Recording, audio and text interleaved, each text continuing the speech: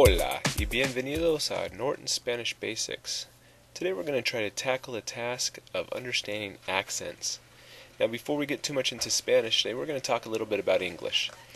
Imagine you're in an English class and you have to read a paragraph of Shakespeare. And not a big deal.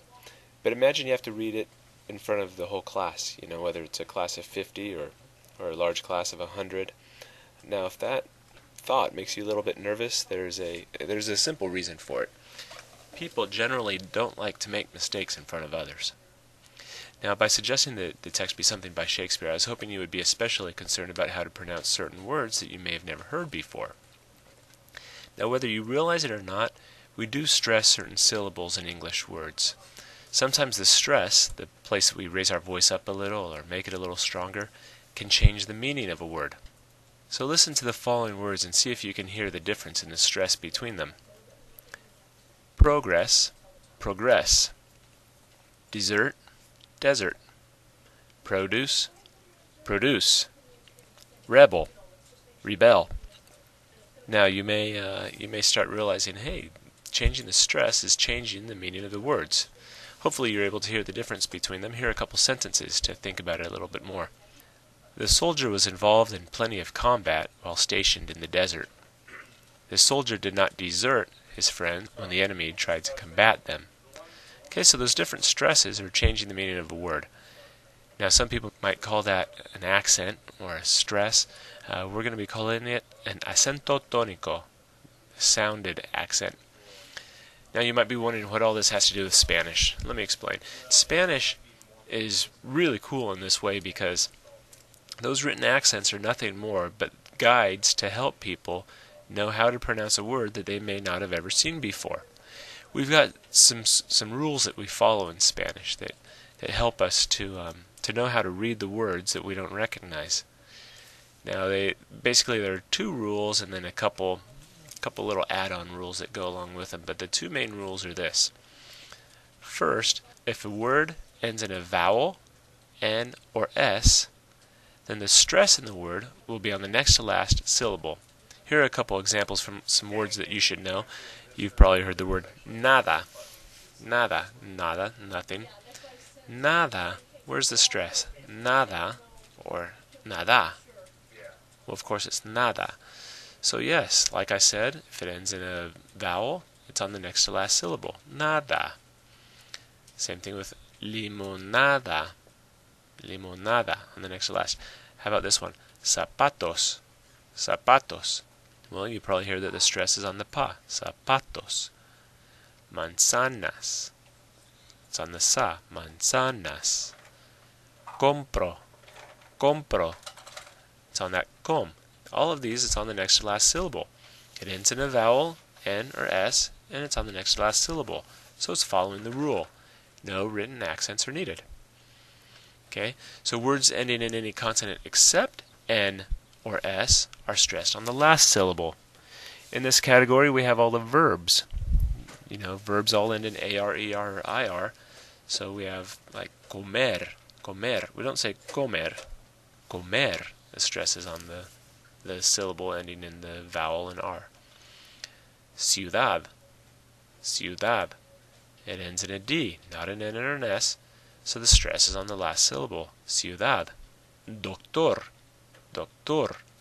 Ends in an R, not an N or an S, so the stress is on the last syllable. So if it's following rules 1 and 2, hey, it's a good word. Now I don't know if you remember elementary school very well, but in my school, when you misbehaved, you got your name on the board. If you misbehaved again, you would get a little check next to your name.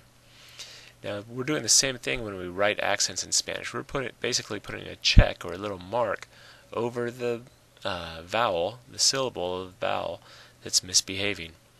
So here's rule 3. When rules 1 and 2 are not followed, a written accent is used. Okay.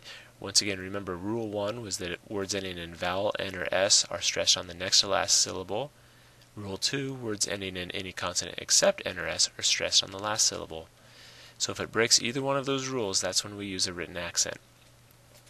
For example, lápiz. Lápiz is a word that you learned in Spanish 1, hopefully, or that you're learning now in Spanish 1. Lápiz. Now it ends in a Z, not an N or an S, so the stress should be on the last syllable. But we don't say lapis, we say lapis. We're breaking the rule. The way we pronounce the word separates from the rule or is different from the rule.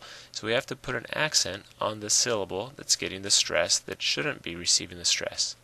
So we put an accent over the A. Lapis. Okay, here's another one. Compró. Compró.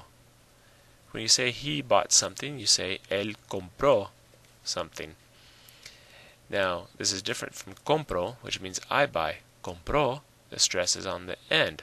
It ends in a vowel, so we put an accent over that vowel that's breaking the rule, the syllable of the vowel, the vowel of the syllable that's breaking the rule.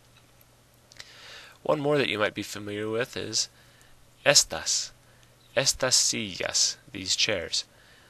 Estas plumas, these feathers or these pens. So estas follows the rule. Let's think about this. It ends in an S, next last syllable, estas. It follows the rule, no accent needed. However, if we're saying como estás, we don't say como estas, we say como estás. We pronounce it a little bit differently, so when we write it or read it, we've got to have that little check mark over the A that shows that that syllable is breaking the rule. Como estás. Okay, so that covers the meat of accents. Now there is one other type of accent that we use. We call it the acento diacrítico.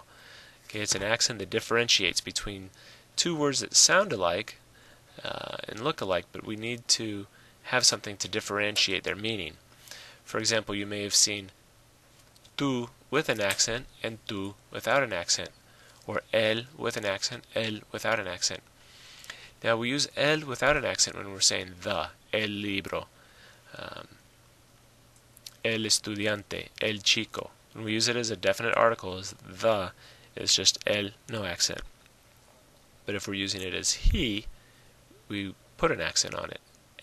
Él tiene mi libro. Él tiene el libro. Sí is another one.